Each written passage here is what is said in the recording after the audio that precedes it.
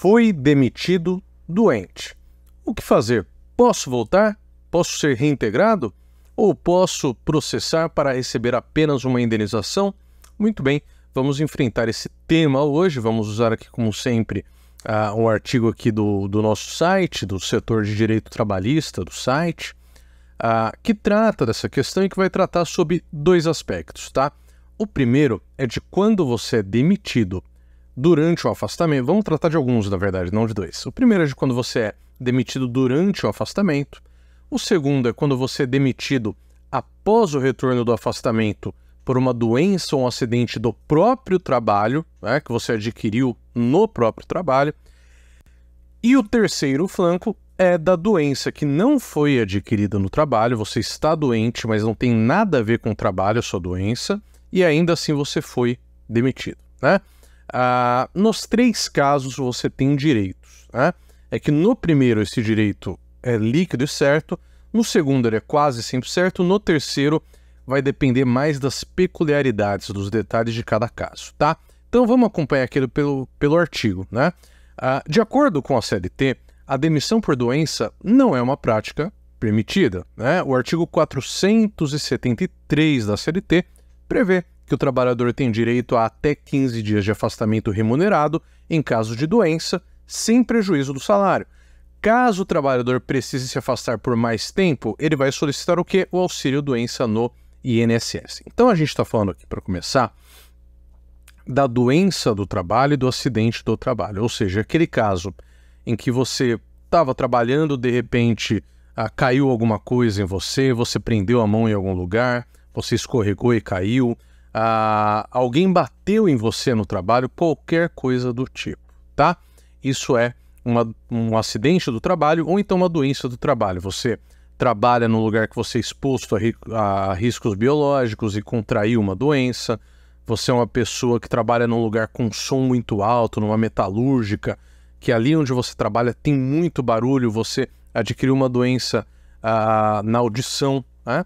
Então, nesses casos, como funciona? Você é afastado, durante os primeiros 15 dias é o INSS, é a empresa quem paga você. A partir daí, é o INSS quem vai pagar o benefício. Você vai lá, você dá entrada no INSS e o INSS começa a te pagar. Muito bem. Nesse período em que você está afastado em razão de uma doença, você pode ser demitido? Não. Tá? É uma prática abusiva da empresa demitir você enquanto você está afastado. Se você ainda está afastado, via de regra é possível uma reintegração, né?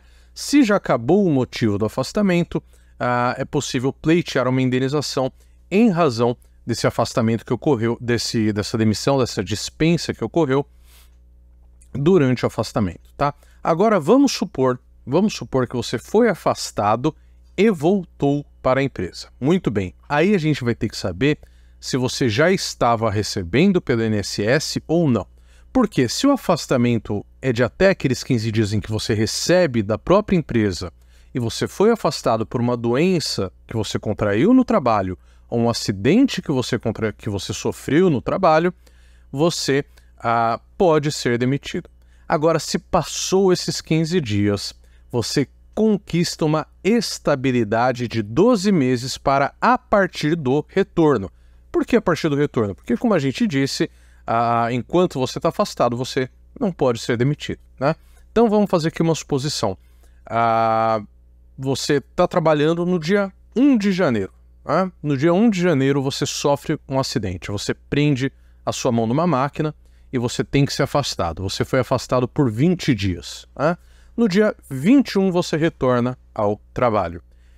Do dia 21 do ano em que você retornou ao trabalho ao dia 21 do ano seguinte, você tem estabilidade, ou seja, você não pode ser demitido. É claro, não pode ser demitido sem justa causa ou por motivos que não tenham a ver com o seu comportamento. Você não pode se aproveitar dessa estabilidade para cometer atos ilícitos, não se comportar de maneira devida no trabalho, começar a faltar todo dia, etc, etc. Né? Então, a dispensa sem justa causa não pode ocorrer nesse período, nesse interregno de 12 meses a partir do momento em que você volta do afastamento. né? Sendo que esses 12 meses podem ser bem maiores, tá?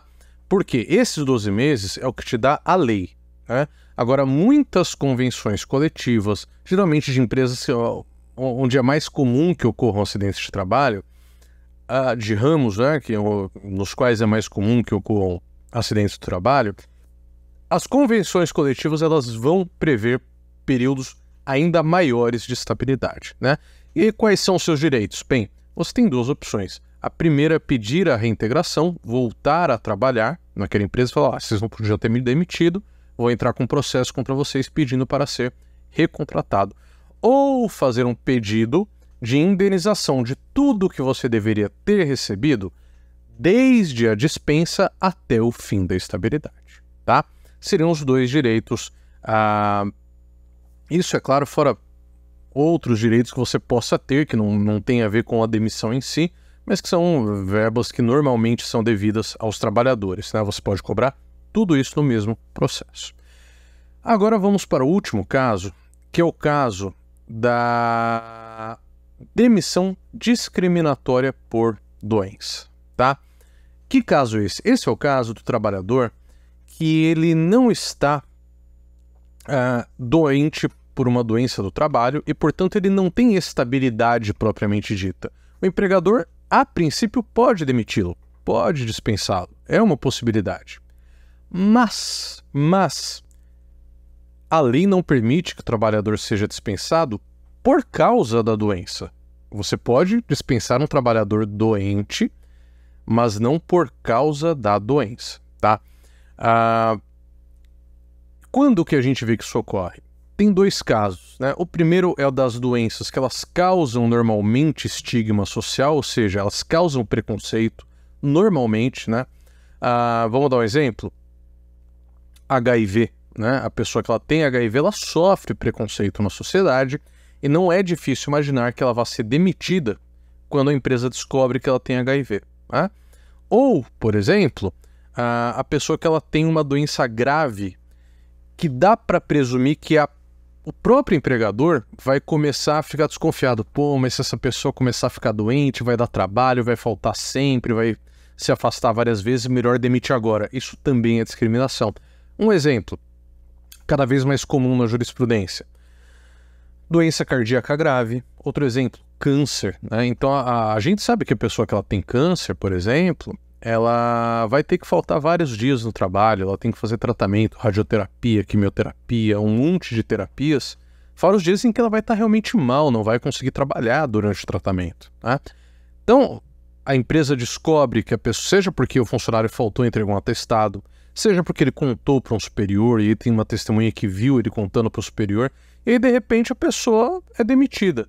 Muito bem, presume-se discriminatória, né? Ou outro exemplo que é muito comum, a pessoa tem uma doença dessas, ela é afastada durante lá 15, 20 dias, e no retorno ela volta do afastamento e é demitida no primeiro dia, na primeira semana, 15 dias depois ela já é demitida.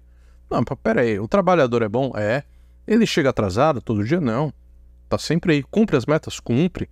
Ah, tá, mas vocês fecharam o setor da empresa que ele trabalha? Não, já contratamos outro no lugar. Então por que demitiu ele?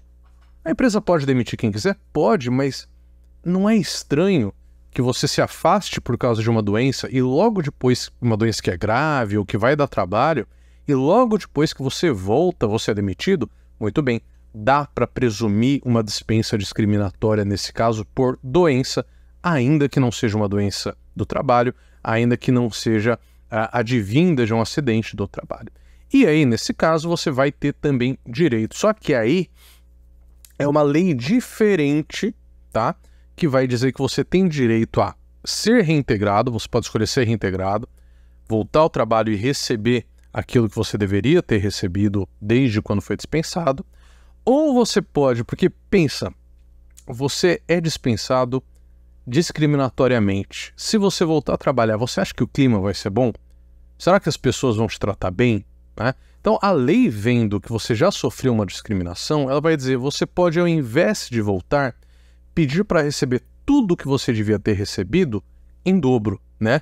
Desde a dispensa até a primeira decisão no processo que reconhecer a dispensa discriminatória. Então, vamos dar um exemplo só para você entender. Vamos supor que você tem um salário aí de R$ 1.800, né? Aí você é demitido no mês de janeiro, né? Logo no comecinho, dia 1 de janeiro, você é demitido porque você ficou afastado aí durante uns dias por uma doença grave, chegou no emprego, já foi demitido. Ah, tá. Passa 6 meses, você acha esse vídeo. Fala, pô, gostei desse advogado, eu vou entrar em contato e a gente vai entrar com processo contra a empresa. A gente entra com processo, fala, ó, queremos receber tudo o que é devido em dobro, né? De acordo com a lei, tá na lei isso aí. O juiz demora 1 ano para julgar o processo. Daqui a 1 ano ele fala, realmente essa dispensa aqui foi discriminatória, isso não podia ter acontecido. Dos 6 meses que você demorou para me encontrar, mais 1 ano que passou julgando o processo, a gente tem 18 meses. Muito bem. Você tem que receber, então, esses R$ 1.800 vezes 18 meses.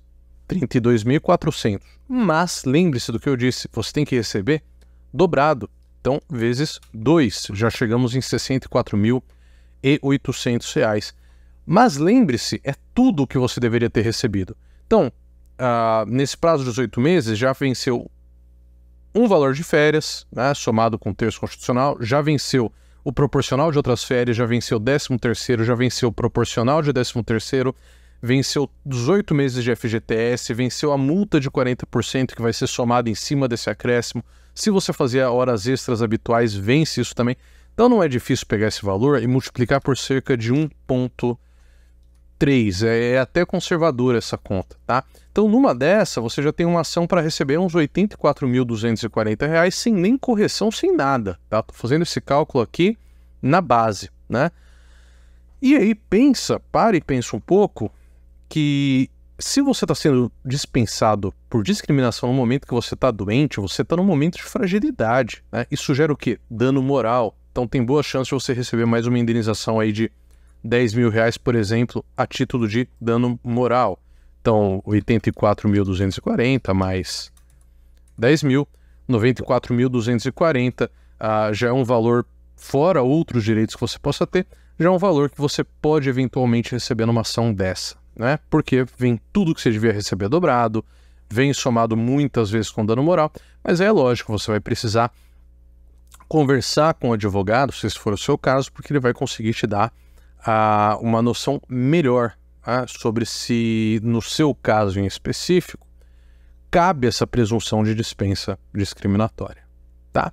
Bom, basicamente é isso. Se tiver qualquer dúvida, fique à vontade para conversar com a gente e até a próxima.